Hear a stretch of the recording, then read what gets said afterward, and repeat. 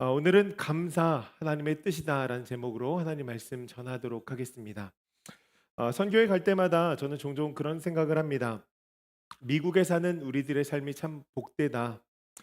과테말라에 가서 보니까 개발도상국이라 그런지 가난과 치열한 전쟁을 벌이고 있더라고요. 경제가 일어나기 위해서는 사실 희생되어야 될 것들이 참 많죠. 그 중에 하나가 환경인 것 같습니다. 시티 안에서는 매연과의 전쟁을 벌이고 있고 지방에서는 먼지와의 전쟁을 벌이고 있고 정말 오랜만에 맡아본 냄새들이 나더라고요. 그에 비하면 우리가 살고 있는 이 땅은 사실 거의 완벽한 세상이죠. 사실 우리는 이 땅 가운데서 최고의 문명의 혜택을 누리며 살아가고 있습니다. 환경도 그렇고 교육도 그렇고 사람들의 의식 수준도 그렇고 여러분 사실 생각해 보면 이 스마트폰 하나로 전 세계인들과 소통을 하고 클릭 한 번이면은 우리가 무엇인가를 구입할 수 있는 여러분 가만히 생각해 보니까요. 과거에 천하를 호령했던 왕들도 아마도 이런 편의를 누리지 못했을 것입니다. 그 편의를 오늘 우리가 누리며 살고 있다는 것이죠.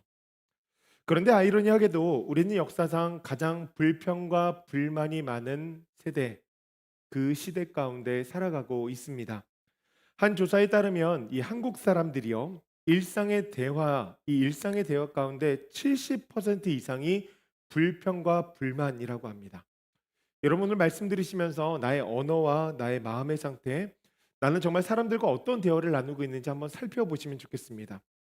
부부는 배우자를 바라보며 불평하고 부모는 자녀를 바라보며 자녀는 부모를 바라보며 불평하고 상황과 환경이 조금 좋지 않으면 불편하고 경제가 날씨가 정치가 그 탓을 하면서 불평하고 교회를 볼 때는 안 그러시죠?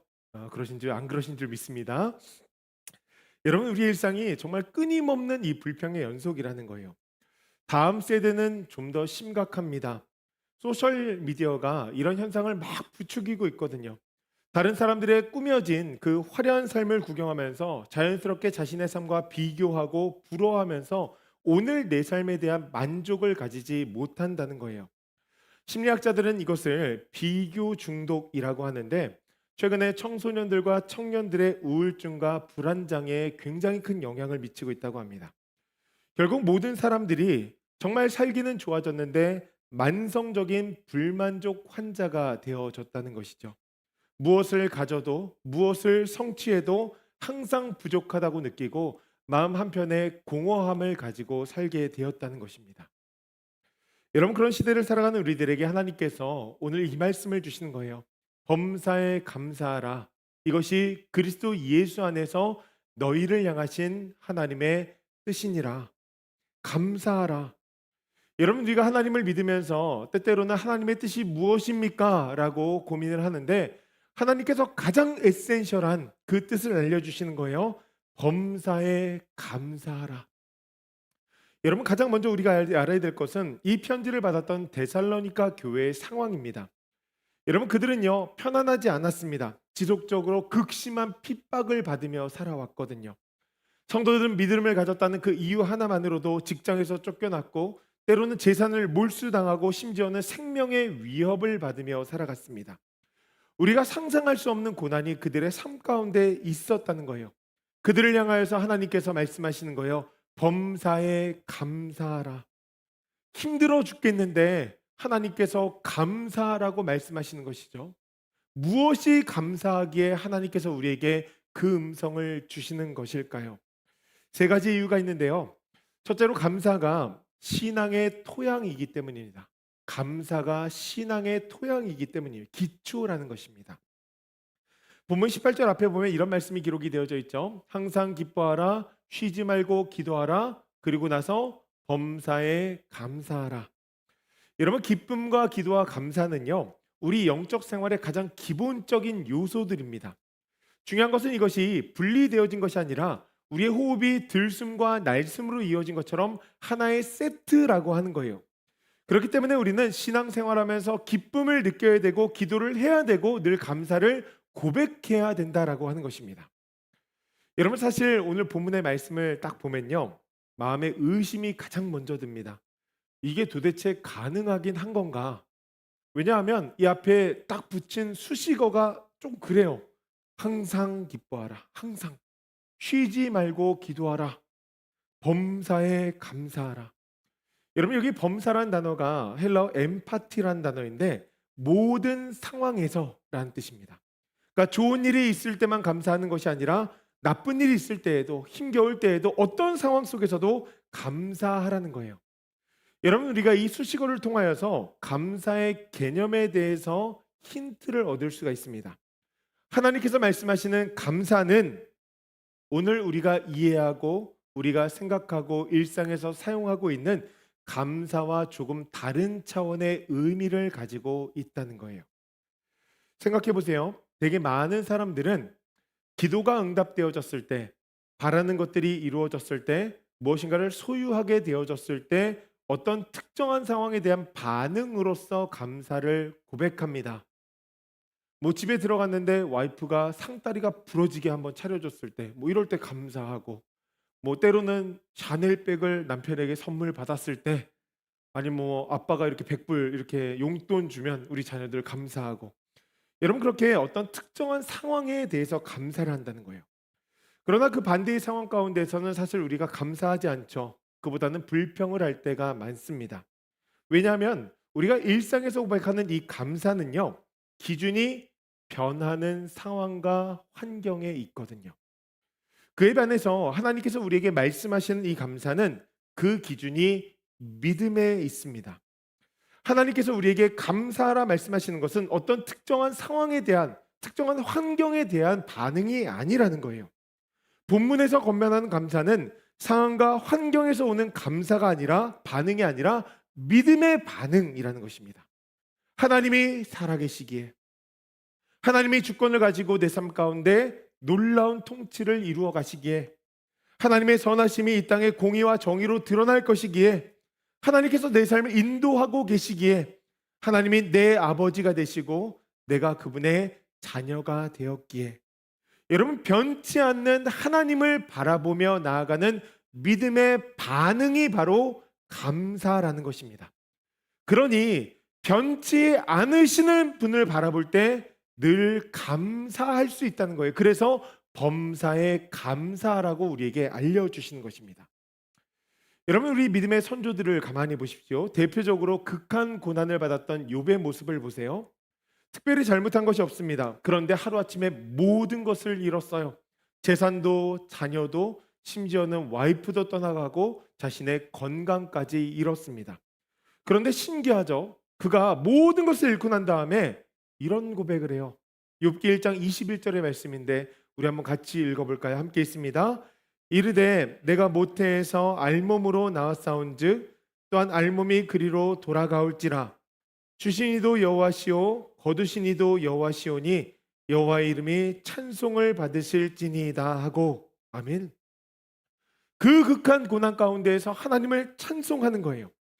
여러분 이것은 보이는 이 땅의 상황과 환경을 뛰어넘는 믿음, 여러분 이 믿음이 없이는 불가능하죠. 욥의 감사는 오직 하나님을 바라보면서 하나님께서 우리에게 주시는 그 신뢰를 향한 고백이었다라고 하는 것입니다. 지금 내 삶이 정말 힘들고 어렵지만 그럼에도 하나님께서 나와 함께 하시고 내 삶을 주관하여 주시기 때문에 하나님 감사합니다. 그 믿음의 반응으로 고백했다는 것이죠. 여러분 이런 이야기 들어보셨어요? 감사는 신앙의 체온계와 같다. 감사가 있는 곳에는 살아있는 신앙이 있고 감사가 없는 곳에는 죽은 신앙만 있을 뿐이다.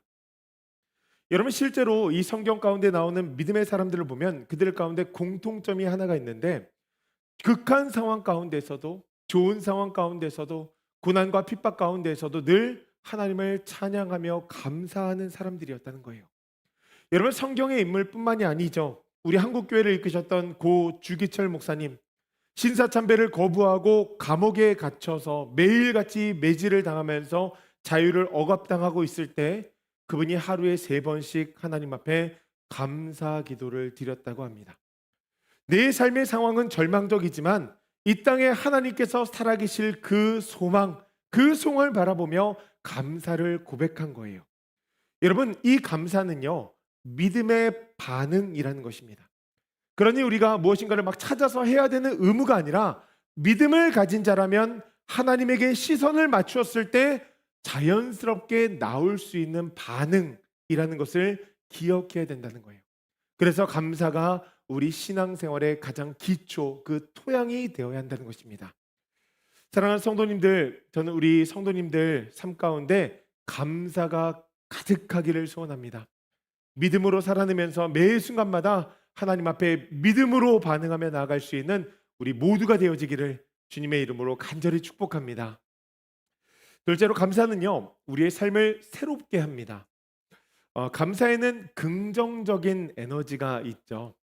감사합니다. 영어로 땡큐, 일본어, 중국어 셰셰, 일본어는 아리가또라고 하지요. 예, 감사합니다.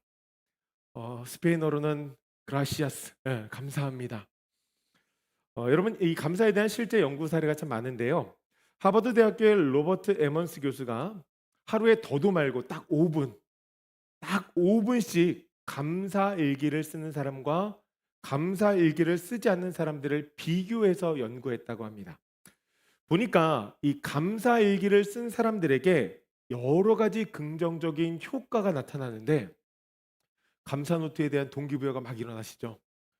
삶의 만족도가 25% 향상이 되었고, 수면의 질이 개선되었고, 더 깊이 잠들 수 있었다고 합니다. 운동량이 증가하여서 신체가 더 건강해졌고, 타인에 대한 관용과 배려가 더 증가했고, 스트레스에 대한 호르몬 수치가 현저하게 감소되었다고 해요. 여러분, 놀랍죠? 하루 일과 가운데 그냥 하루를 돌아보면서 감사 일기 하나 썼다는 그 이유만으로도 삶 가운데 굉장히 좋은 변화가 있었다는 거예요. 여러분, 그렇다고 한다면 우리와 같이 복음을 듣고 복음을 경험하며 복음을 기반하여서 믿음으로 감사를 고백하는 사람에게는 어떤 변화가 있을까요? 여러분, 복음의 능력이 있음을 믿으십니까? 여러분, 복음에는 능력이 있어요. 예수 그리스도의 십자가는 우리를 죄의 굴레, 두려움의 굴레, 원망의 굴레, 사망의 굴레로부터 벗어나게 합니다. 자유케 한다는 거예요. 우리를 억압하고 조르는 모든 매인줄을 끊어버린다는 거예요. 그렇기 때문에 매 순간마다 우리가 그 능력을 묵상하며 나아갈 때 우리의 삶 가운데 레디컬한 변화가 일어날 수밖에 없는 것이죠. 하나님의 은혜를 묵상하고 하나님께서 행하실 일들에 대한 그 기대가 가득하면 마음 가운데 새 마음이 일어나게 되어지는 거예요. 여러분, 요즘에 경제가 참 어렵다고 합니다. 은행 이자는 뭐 내려올 기미가 보이지 않고, 정부의 정책도 있고, AI 발전도 있고, 기업의 소극적인 투자도 있고, 그로 인하여서 굉장히 많은 실직자들이 생기고 있고, 취업도 굉장히 어렵다고 해요. 비즈니스를 운영하시는 분들이 장사가 안 된다고 이야기를 합니다. 여러분, 성경에 보니까 그런 시대를 살았던 선지자가 나옵니다. 하박국이라는 선지자예요. 그가 뭐라고 고백하냐면 하박국 3장 17절 말씀에 이렇게 이야기해요. 비록 무화과 나무가 무성하지 못하며 포도나무에 열매가 없으며 감람나무에 소출이 없으며 밭에 먹을 것이 없으며 우리의 양이 없으며 외양간에 소가 없을지라도. 아멘. 여러분, 농업이 주였던 이 시대 가운데 무화과 나무가 무성하지 않고 포도나무에 열매가 없고 밭에 먹을 것이 없다. 우리의 양이 없고 외양간에 소가 없다. 여러분, 이것은 생존의 위협입니다. 오늘 우리의 이야기로 하면 비즈니스가 망해가고 있다는 거예요. 아찔하죠? 아마도 그런 상황이라고 한다면 삶 가운데 애써 감사를 찾고 찾아 고백하려고 해도 찾기가 정말로 힘들 것입니다.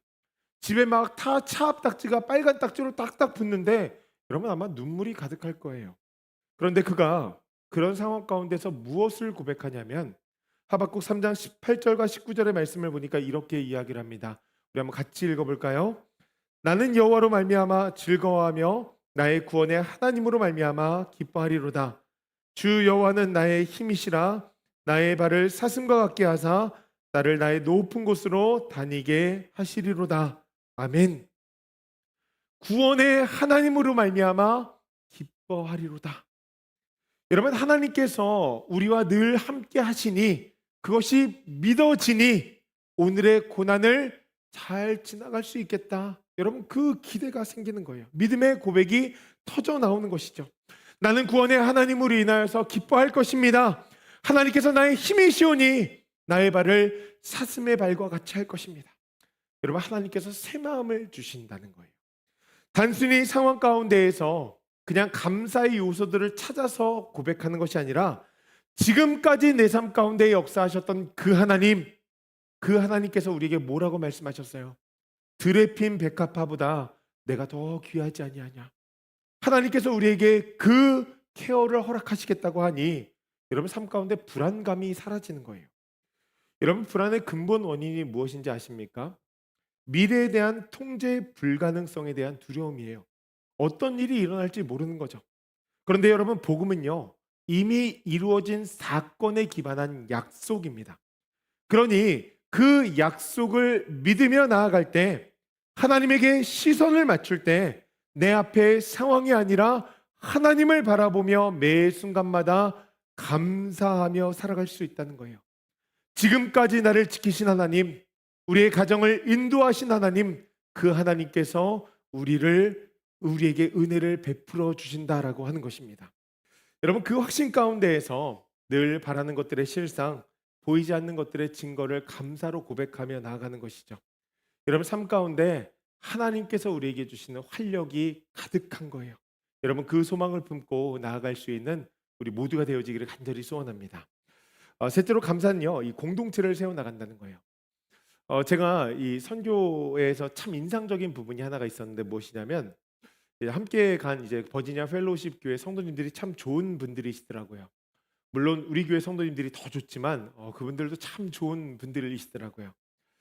저는 계획적인 성향이 좀 강합니다. 그래서 미리 준비하고 가능하면 문서로 정리하고 함께 사역할 때에는 그것이 팔로업이 되어질 수 있도록 함께 잡 디스크션을 나누고 그렇게 이제 사역을 진행을 해가는데 선교제 가면 여러분 사실 계획에서 벗어난 일들이 진짜 허다합니다. 선교에 가면 첫날은 보통 이제 준비를 하는데 그날의 일정도 그렇고 저희가 돌아오는 날 그 일정도 그렇고 이 현지인들의 도움을 받다 보니까 이 일정을 픽스하고 계획했어도 갑자기 그분들이 뭐 기분이 나빠서 못하겠다거나 날씨가 안 좋아서 못하겠다고 하면 그냥 이 계획이 완전히 무너지는 거예요. 아마 그렇게 계획된 일정들이 무너지기 시작하면 저는 그것을 바로 잡기 위해서 좀 꽤나 노력을 하는 편이거든요. 그래서 아마 우리 교회에서 주관을 했으면 아마 끙끙거리면서 부단히 그것을 애를 썼을 것입니다. 그럼 힘들겠죠. 그렇게 어려운 상황들을 마주하게 되어지면은 마음 가운데 불평이 일어났을 거예요. 저는 그랬을 것 같은데 거기 계시는 모든 분들이요. 정말 단 한 사람도 불평하시는 분들이 없는 거예요. 심지어는 이 화산 마을에 들어가야 되는데 개울을 5개를 건너야 됩니다. 비가 많이 와가지고서 일정이 취소가 되어지고 사역이 변경이 되어지고 심지어는 머물러야 할 숙소도 바뀌는 상황이 일어나는데 정말 그게 그냥 별거 아닌 것처럼 리더의 말에 순종하면서 함께 기도하면서 나아가는 거예요. 그러니까 다들 목사님 그럴 수 있죠.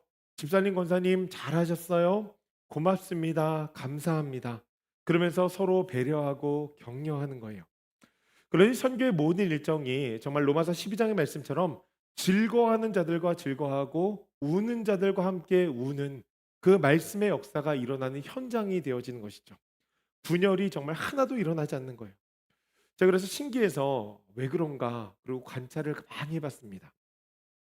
보니까 이 선교팀 안에 그 교회에서 이제 10분이 오셨는데 서로가 이제 선교를 와준 것에 대한 감사가 있는 거예요. 서로가 동역자가 되어진 것에 대한 감사가 있는 거예요. 거기 오신 분들 가운데 제일 어린 분이 저였고 그 다음으로는 이제 그 교회 담임 목사님.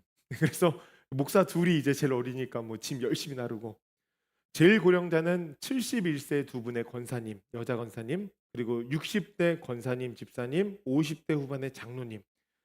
그렇게 오셨는데 사실 우리의 생각으로 보니까 정말 액티브하게 이렇게 선교하기 좀 어려운 나이잖아요. 그런데 교회적으로 이 과테말라 선교의 문을 열기 위해서 젊은 세대에게 정말 선교의 정신이 무엇이고 신앙과 믿음이 무엇인지를 알려주기 위해서 또한 교회가 어떻게 세워져야 되는지 하나님 나라를 확장하기 위해서 그것을 위해서 자원해서 한 분씩 한 분씩 오신 거예요. 그러니 그 어렵고 힘든 가운데 그냥 그렇게 왔으니까 서로에게 그냥 고마운 거예요. 감사의 마음이 깔려 있으니 계획이 틀어져도 때로는 의견이 엇갈려도 그럴 수 있지. 그러다 보니 성경에 나오는 초대교회처럼 날마다 마음을 같이하여 모이기를 힘쓰고 떡을 떼며 기쁨과 순전한 마음으로 교제하면서 하나님을 찬양하는 것이죠. 한 번 이야기가 시작되면 막 끊이지가 않는 거예요. 여러분 이런 공동체가 교회가 되어진다면 얼마나 매력적일까요? 성경은 이렇게 감사하는 공동체가 어떤 결과를 빚고 있는지 우리에게 이렇게 이야기합니다. 온 백성에게 칭송을 받고 구원받는 자들을 날마다 더하게 하신다. 여러분 한번 생각해 보세요. 불평과 불만이 많은 공동체, 또한 한편으로는 감사와 찬양이 많은 공동체. 만약 여러분들이 선택하신다면 어떤 공동체를 선택해서 가시겠습니까? 뭐 두말할 필요 없죠. 감사와 찬양이 가득한 공동체. 여러분 더 에센셜하게 이런 질문을 한번 드려볼게요. 그것을 위해서 이 땅에 예수님을 보내시고 십자가에 죽이신 하나님께서는 우리가 어떤 공동체를 이루길 원하실까요? 그것은 딱 하나일 것입니다. 감사하는 공동체. 여러분 우리의 가정도 그렇죠. 배우자를 향하여, 부모가 자녀를 향하여, 자녀가 부모를 향하여 감사를 고백하는 공동체. 여러분 직장도 그렇습니다. 일하는 동료들에게 나와 함께 일해 주어서 감사하다. 그렇게 고백하는 공동체. 직원이 사장님에게 저를 써주셔서 감사합니다. 사장도 나와 함께 일해줘서 고맙다. 그렇게 감사를 고백하는 공동체. 여러분 교회도 그렇지 않을까요? 성도들에게 목회자가 감사하고 또한 성도들도 목회자에게 감사하고 모든 식구들이 새가족들에게 감사하고 여러분 그렇게 감사하며 나아가는 공동체 얼마나 매력적일까요? 여러분 그 공동체를 우리 모두가 감사로 세워나가기를 간절히 소원합니다. 말씀을 마무리합니다. 한 목사님께서요 청년 시절 가운데 교통사고를 당하셨어요. 그로 인하여서 이제 하반신 마비가 온 거죠. 처음에는 침대에 누워 있는데 너무나 절망적인 것입니다. 그래서 하나님을 정말 많이 원망했다 그래요. 하루는 내가 정말 살 수 있는가? 이 모습 이대로 내가 살 수 있는가? 그러니까 숨이 붙어 있으니까 살아야 하는가? 그 고민을 하다가 하나님께 묻게 되어지고 기도하는 가운데 하나님께서 그분에게 새 마음을 부어 주신 거예요. 지혈 치료를 받으면서 내 존재의 이유, 하나님께서 이렇게 다치게 하시고 그래도 목숨을 유지시켜 주신 그 이유가 무엇일까? 그렇게 생각을 해보게 되어진 것이죠. 그리고 그것들을 토대로 하나하나 감사의 제목들을 적어본 거예요. 손을 움직일 수 있음에 감사합니다. 말할 수 있음에 감사합니다. 생각할 수 있음에 감사합니다. 다른 사람의 아픔을 공감할 수 있음에 감사합니다. 이렇게 감사 제목을 하나하나 찾다 보니까 하나님에게 시선을 맞추게 되어지고 그 안에서 소망을 품게 되어지고 하나님께서 이제 내 삶을 통해서 어떤 일을 이루실까에 대한 감사를 믿음으로 고백하게 되었다는 거예요. 하나님께서 병원에서 태어나면 복음 전도자로 다시 세워 주실 것이기에 감사합니다. 어제보다 더 나은 모습으로 하나님 앞에 설 것이기에 감사합니다. 우리의 가정이 지난날보다 더 아름다운 가정이 될 것이기에 감사합니다. 그렇게 감사를 계속 고백하다 보니까 마음에 있던 이 절망감이 사라진 거예요. 그래서 하나님께서 주신 마음을 가지고 지금은 휠체어를 타고 다니면서 전 세계의 전 세계의 선교를 헌신하고 계십니다. 그분이 이런 말씀을 하세요. 감사는 내 상황을 바꾸지 않았습니다. 하지만 내 마음을 완전히 바꾸었고 그 결과 내 인생이 새로워졌습니다. 여러분 이것이 복음의 능력이죠. 복음의 감사는 우리의 관점을 바꾸고요. 그 관점이 바뀌면 삶의 의미가 바뀌고 삶의 의미가 바뀌면 우리의 선택과 행동이 달라지고 결국 우리의 삶이 새로워지게 되어진다는 거예요. 여러분 이것은요 하나님의 뜻입니다. 범사에 감사하라는 거예요. 전 내일부터 시작되는 감사로 물드는 40일이 참 기대가 되어집니다. 우리에게 있어서 감사를 고백하는 그 시간이 정말 별거 아닌 것 같지만 우리의 심령을 새롭게 하는 시간이 되어질 것입니다. 무엇보다 40일이라는 숫자가 여러분 굉장히 특별한 의미를 가지고 있잖아요. 그래서 우리 안에 있는 죄악이 씻어지고 정말 우리가 다시 한번 거룩을 향한 추구가 마음 가운데 막 일어나는 시간, 변화와 기적의 시간. 여러분 그렇게 40일간 감사를 고백하며 나아갈 때 악한 영이 떠나가게 되어질 것이고 불평과 원망이 떠나가게 되어질 것이고 찬양이 내 안에 들어와 하나님을 더욱더 찬양하며 믿음의 삶으로 더욱더 견고해지는 삶이 되어질 것입니다.